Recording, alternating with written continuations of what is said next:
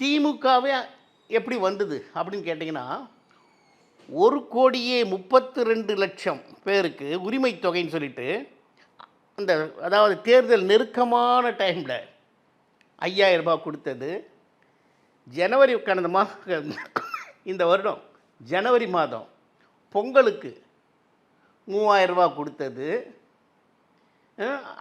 அது மட்டும் இல்லாமல் ஒவ்வொரு தொகுதியிலையும் பணத்தை அள்ளி வீசி வாக்காளர்களுக்கு கொடுத்தது.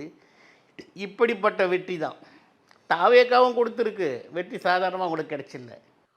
1,54,00,000 ஓட்டு திமுக வாங்கியிருக்கானா, இந்த பணத்துக்காக கொடுத்த ஓட்டு அது.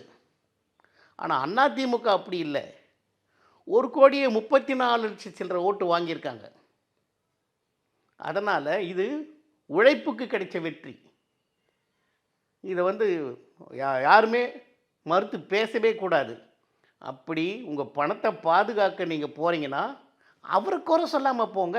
இல்லையா, அவர் தேடி கொடுத்த வெற்றி எனக்கு தேவையில்லை அப்படின்னு ரிசைன் பண்ணிட்டு போங்க, கட்சி மாறுங்க. இதுக்கு மேல் சாயம் பூசக்கூடாது.